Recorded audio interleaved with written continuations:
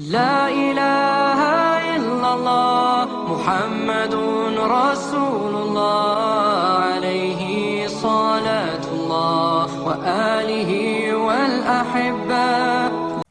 Assalamualaikum warahmatullahi wabarakatuh. Di Muamalah pada episode ini kita akan terangkan, kita akan berikan informasi seputar akad salam.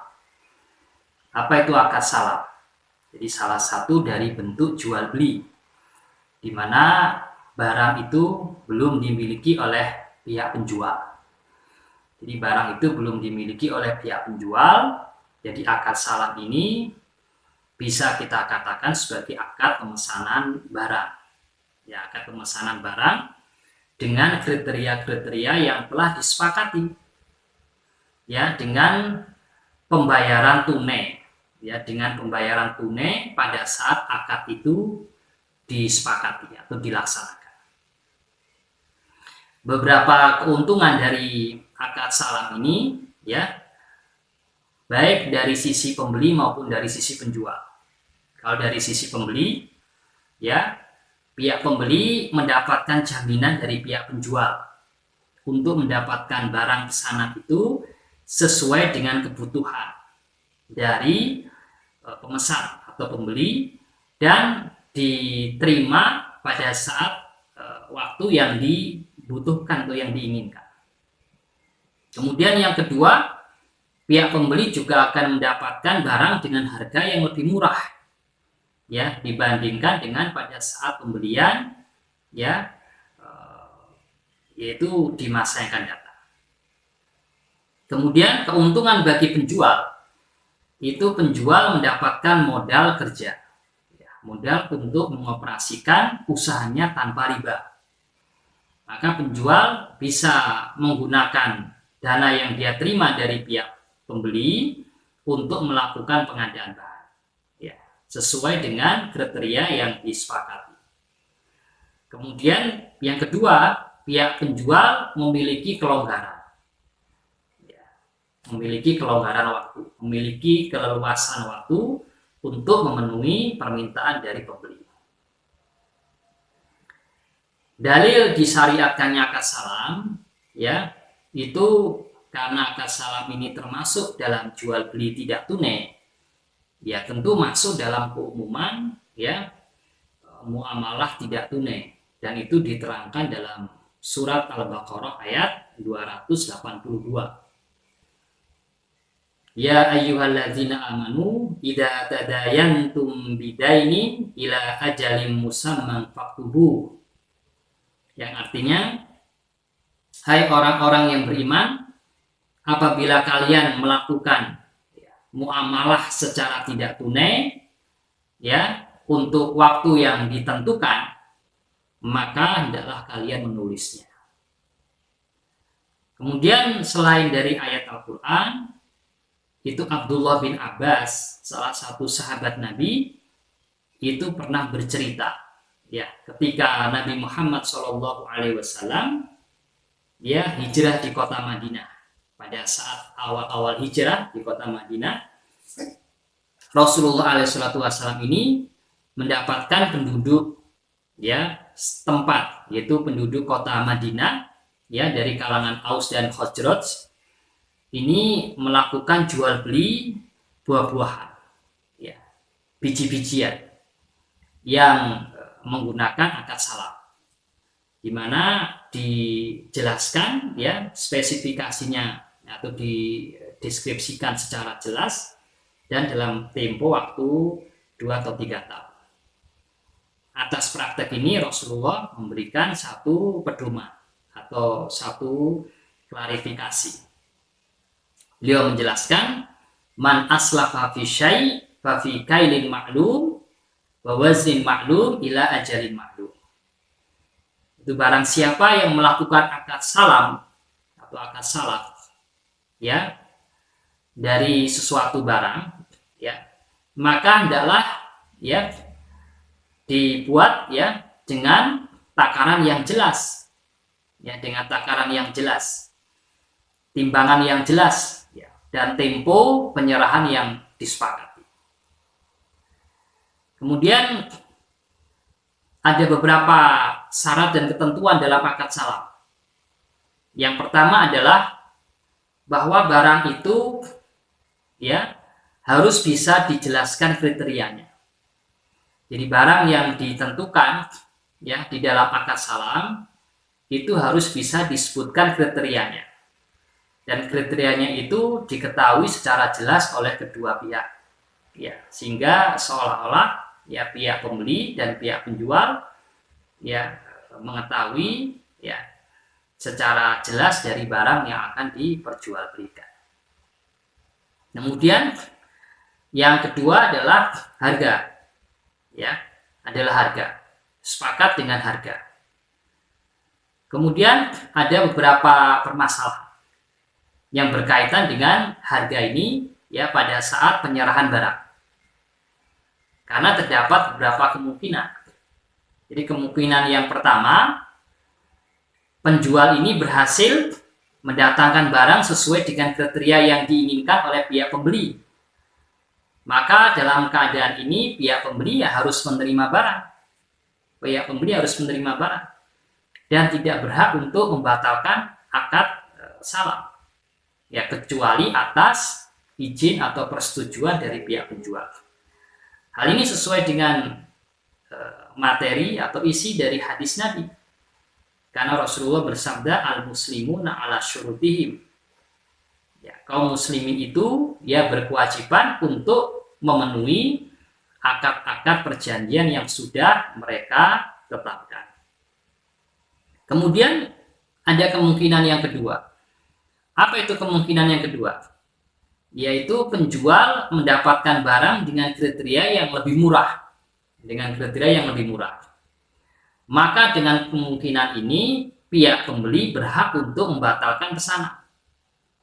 Dan mengambil kembali uang yang sudah dia serahkan kepada pihak penjual.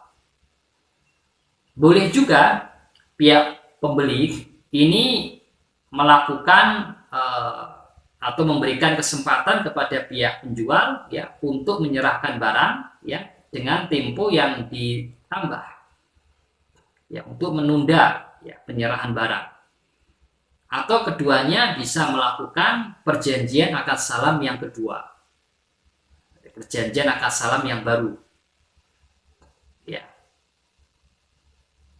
Dan juga bisa juga dengan kemungkinan bahwa pihak pembeli ini memberikan maaf kepada pihak penjual. Bila pembeli melakukan itu ya, artinya memaafkan pihak penjual, maka akad salam bisa selesai. Ya. Ini adalah bentuk dari realisasi hadis Nabi. Di mana Rasulullah bersabda, rahimallahu rajulan samhan idza ba'a, samhan idza ishtara, samhan idza qada. Semoga Allah Subhanahu wa taala merahmati seorang yang senantiasa memudahkan dalam menjual dan memudahkan dalam membeli dan juga ketika menagih. Dalam kaitan dengan akad salam ini, maka memudahkan dalam membeli. Kemudian kemungkinan yang ketiga adalah pihak penjual menyerahkan barang dengan kualitas yang lebih bagus ya, dari kriteria yang disepakati. Maka pihak penjual tidak boleh meminta tambahan harga. Dalam keadaan ini ya, maka apakah pemesan atau pembeli itu berkewajiban untuk menerimanya atau tidak? Ya, jika kualitasnya lebih baik dari yang dipesan. Maka terdapat dua pendapat. Yang pertama adalah pemesan ya, berkewajiban untuk menerima barang tersebut dan tidak berhak untuk membatalkan akad pesanannya. Hal ini disebabkan karena pihak penjual itu telah melakukan kebaikan, telah berbuat baik kepada pihak pembeli dengan memberikan barang dengan kualitas yang lebih bagus. Kemudian pendapat yang kedua, pihak pemesan tetap berhak untuk menolak barang ya, karena dia menduga ya, secara dugaan kuat ya, bahwa penjual nanti akan menyakiti hatinya dan akan menyakiti perasaannya. Tetapi bila pemesan itu meyakini bahwa hal itu tidak terjadi, maka pemesan wajib untuk menerima barang. Kemudian syarat dan ketentuan yang ketiga adalah bahwa barang itu ya ditentukan ya takarannya, ditentukan timbangannya ya dengan jelas. Kemudian syarat dan ketentuan yang keempat adalah pengadaan barang itu ya dilakukan setelah atau sesuai dengan tempo yang disepakati. Ya, sesuai dengan tempo yang disepakati. Di sini ada perbedaan ya tentang apakah dalam akad salam itu ya jangka waktu yang diberikan ya dari saat uang itu diterima sampai dengan penyerahan barang itu apakah jangka waktu yang bisa berpengaruh pada harga maupun ataukah jangka waktu yang tidak mempengaruhi harga. Itu terjadi silang pendapat di kalangan para ulama. Pendapat yang pertama adalah ya bahwa tempo dalam akad salam itu adalah tempo yang bisa berpengaruh terhadap harga. Ya. Pendapat ini ya didasarkan pada hadis Abdullah bin Abbas yang sudah lewat pembahasan tadi. Dan juga berkaitan dengan hikmah disyariatkannya akad salam. Ya, pendapat ini adalah pendapat dari jumhur ulama yang menyatakan sesuai dengan konteks hadis tadi ila ajalin ma'lum. Ya hingga tempo yang sudah diketahui. Maka bila tempo yang diberikan itu tidak berdampak pada harga, ya, tidak berdampak pada harga, maka akad salam itu nggak ada faedahnya. Ya. Sebab salah satu keuntungan dalam akad salam bagi pihak pembeli itu mendapatkan harga yang murah dan juga mendapatkan jaminan dari pihak penjual. Pendapat yang kedua adalah pendapat dari mazhab Syafi'i. Pendapat kedua ini mengatakan bahwa penentuan tempo dalam akad salam itu bukanlah persyaratan. Ya, bukanlah persyaratan. Sehingga dibolehkan atau diperbolehkan bagi pemesan ya memesan barang dengan kriteria tertentu pada tenggang waktu atau pada tempo yang tidak berpengaruh pada harga. Selain itu juga pendapat kedua ini menggunakan dalil akli, yaitu dalil logika, yang menjelaskan bahwa bila akad salam dengan tempo waktu yang cukup lama itu dibolehkan dengan kemungkinan tidak berhasil untuk mendapatkan barang, karena semakin lama tempo ya kemungkinan ya besar ya tidak berhasil mendatangkan barang itu ada. Maka pemesanan dengan tenggang waktu yang lebih pendek itu lebih layak dibenarkan. Maka pendapat yang lebih kuat adalah pendapat yang kedua. Ya, dengan alasan bahwasanya hukum muamalah itu adalah dibolehkan. Dan tidak ada dalil yang melarang akad salam dengan tempo yang tidak mempengaruhi harga. Kemudian syarat dan ketentuan yang kelima adalah bahwa barang atau komoditasnya itu bisa diperoleh pada saat jatuh tempo. Syarat ini penting ya bagi pihak penjual khususnya agar nanti tidak masuk pada transaksi yang sifatnya maisir atau untung-untungan yang dilarang dalam Islam. Ya, sehingga ada potensi yang cukup besar ya untuk merugikan pihak lain, khususnya merugikan pihak pembeli. Karena larangan memberikan kemudorotan atau kerugian pada orang lain itu juga disampaikan dalam hadis la dororo wa la dirar. Ya, tidak boleh ya memudorotkan. Ya. Kemudian pembayaran, nah ini yang penting dalam akad salam, pembayaran itu dilakukan pada saat transaksinya terjadi, pada saat awal akad.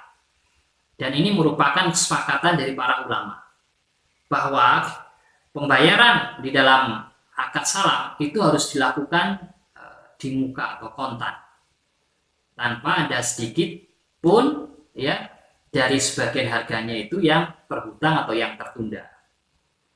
Bila pembayaran ditunda atau sebagiannya berhutang, yaitu memesan barang dengan kriteria tertentu, misalnya dengan tempo 1 tahun, tapi pembayarannya ditunda, maka akad seperti ini dilarang, ya karena termasuk dalam kategori jual beli hutang dengan hutang. Ya, karena ini ada larangan ya dari Rasulullah. Rasulullah melarang dengan tegas, nah Rasulullah ya anbai kali bin kali. Ya Rasulullah itu melarang jual beli ya hutang dengan hutang. Ini meskipun hadis ini lemah ya, tapi ulama sepakat ya tentang keharaman jual beli hutang dengan hutang. Kemudian yang ketujuh syarat dan ketentuannya adalah barang itu ya pengadaannya atau perolehannya dijamin oleh pihak penjual. Jadi pihak penjual harus menjamin perolehannya. Dan bukan barang yang sudah ada. Dan bukan barang yang sudah ada. Jadi pengadaannya harus dijamin oleh pihak penjual. Ya, jadi barang yang dipesan itu tidak ditentukan barangnya. Tidak ditentukan barangnya, tapi dijelaskan kriterianya. Sehingga pengadaannya itu diserahkan sepenuhnya kepada pihak penjual, sehingga pihak penjual memiliki kebebasan, yang memiliki kebebasan dalam hal untuk mendatangkan barang tersebut. Penjual ini bisa mendatangkan barang dari ladangnya sendiri atau dari sawahnya sendiri atau dari persediaan yang telah ada, atau bisa juga ya dengan membelinya dari pihak lain. Ya. Sehingga salah satu hikmah disyaratkannya akad salam adalah menghindari adanya maisir, judi atau untung-untungan. Karena kalau diberikan batasan, ya harus dari sawahnya sendiri atau dari ladangnya sendiri, maka besar sekali kemungkinannya pihak penjual tidak mampu menyerahkan barang. Ini contoh misalnya, bila akad salam itu ya ditentukan misalnya untuk 100 ton beras dengan kualitas ya yang disebutkan dalam kriteria. Misalnya kuantitasnya 100 ton, nanti akan diserahkan dalam tempo waktu ya misalnya 1 tahun. Kemudian pihak penjual ya hasil dari ladangnya atau dari sawahnya itu ya dihasilkan 90 ton. Ya.